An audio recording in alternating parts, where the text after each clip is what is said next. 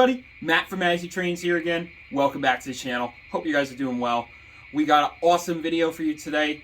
We're going to be showcasing, as you see next to me, the Lionel Lion Chief 2.0 060T in the B.E.D.T paint scheme. This is a great engine that's very different than what you've seen. This is weathered by my good friend DJ Zogage Trains here on YouTube. We'll be checking out the history of the engine, as well as all the stats and facts and features of the engine, as well as going over the entire weathering job that he did. So we're going to check it out right now. Let's get started. So jumping into the history of the actual 060T steam locomotive, these locomotives were built by the H.K. Porter Company and were serviced and put into production around 1917. And these engines seen a lot through the years. They were one of the most common yard switchers in the steam era, and the overall service these engines provided over the years is really impressive. There's actually several of these 060Ts still in existence today, including number 15 as well as number 16 from the Brooklyn Eastern District Terminal. And speaking of the Brooklyn Eastern District Terminal, let's jump into the history of that railroad, because this is the first model in O-scale that is getting modeled with this paint scheme. And it's a very interesting railroad that serviced New York City for a long time. The Brooklyn Eastern District Terminal was a marine terminal with its main facilities and administrative offices located in 86 and 88 Kent Avenue by the East River in Brooklyn, in Williamsburg. The B.E.D.T was first organized in 1906 as a marine navigation company, independent of the railroad operations of the East River Terminal Railroad.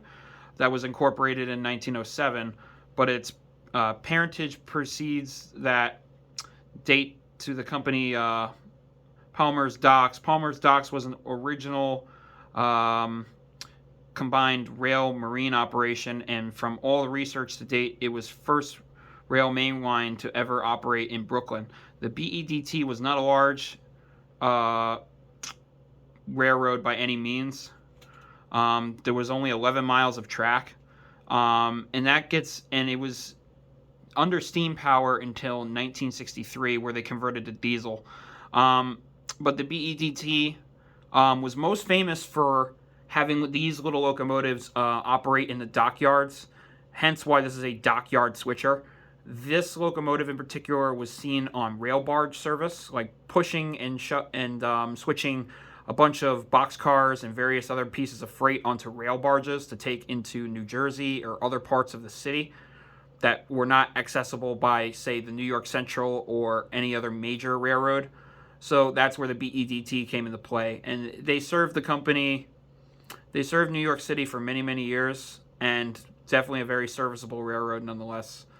So let's go over the details and features of the locomotive itself. So this engine's been featured on YouTube so much that I'm not going to review too much of the details of the engine, because I mostly want to cover what DJ Zogage Trains did to this engine, because as you can see, it's completely different than a regular B.E.D.T or any 060T model that's out there. My good friend Chris, Trains and Things, he made a video on this 060T as well, and he covered his weathering process. So if you want to see how to weather one of these, look up his video, and you'll get a lot more interesting detail as far as that. But the engine itself is very nice. It's a fully scale model.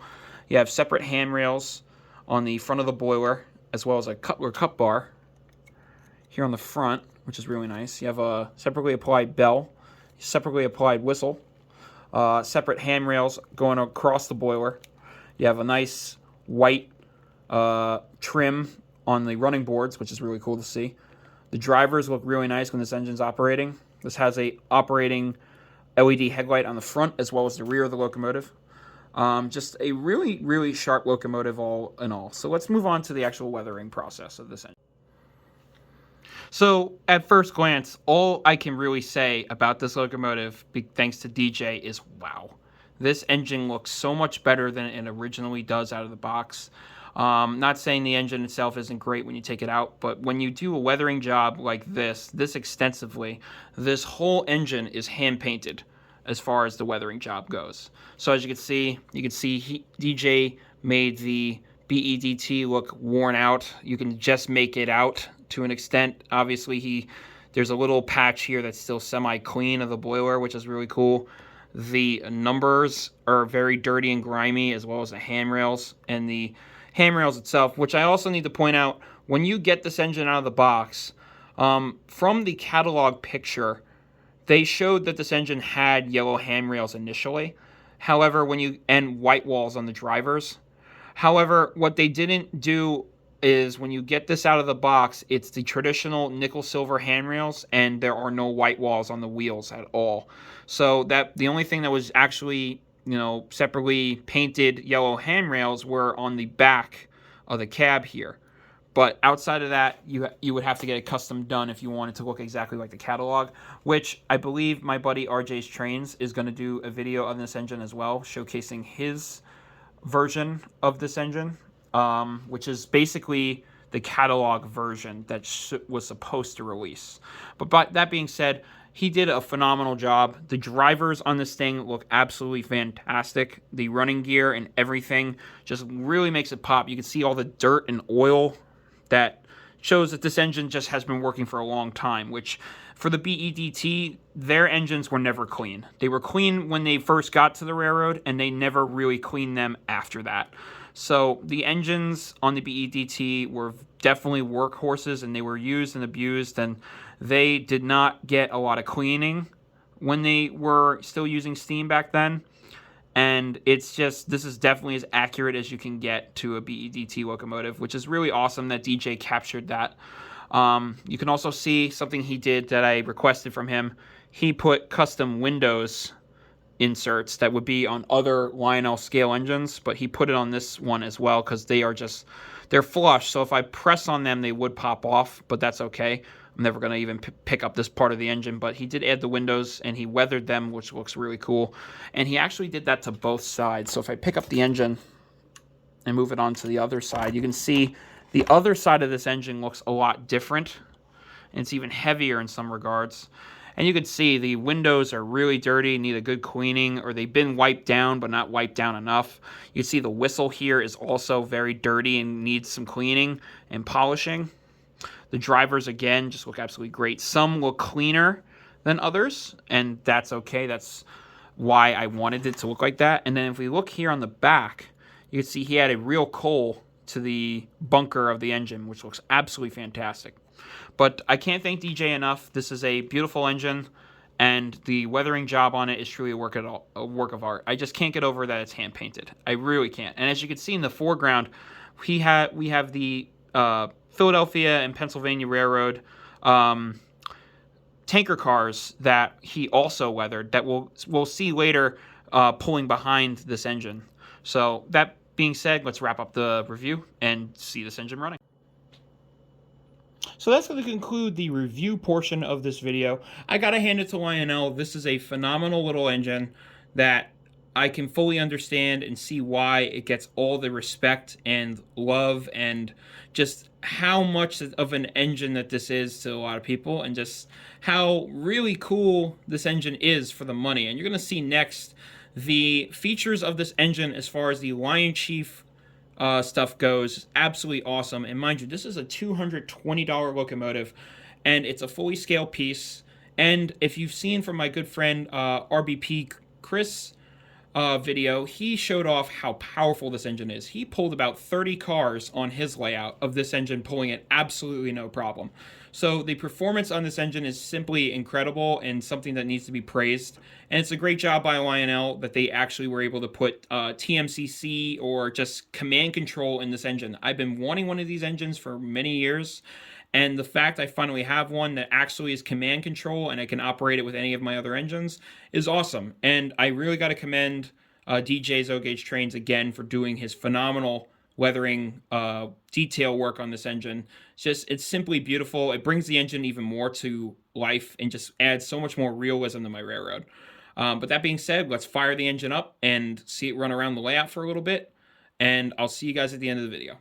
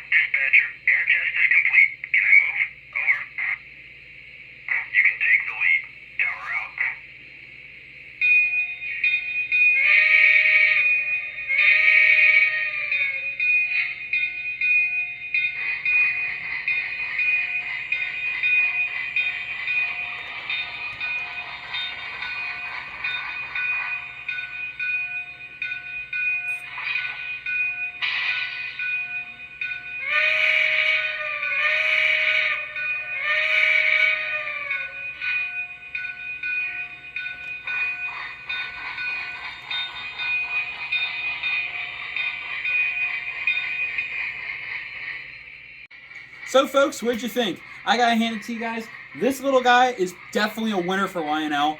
This is one of the nicest engines I have, and it's so fun to operate, as you just saw. Once again, as you see it running with the awesome weather driving gear, just a fantastic little engine. I'm very happy to finally have one of these, and if you do want one, it's hard to track down, but there are some hobby shops out there that still happen to have these lying around. But I can certainly tell you it's worth the money. For $220, this is a fantastic entry if you're looking to get into something that's more command control or something that's a little more advanced than a traditional conventional operating locomotive. That being said, fantastic, absolutely home run by Lionel. This is a great engine. I hope they re-release these for more people to get them because they can't sell enough of them. That being said, I'm Matty C, and I'll see you guys in the next one. Take care, everybody.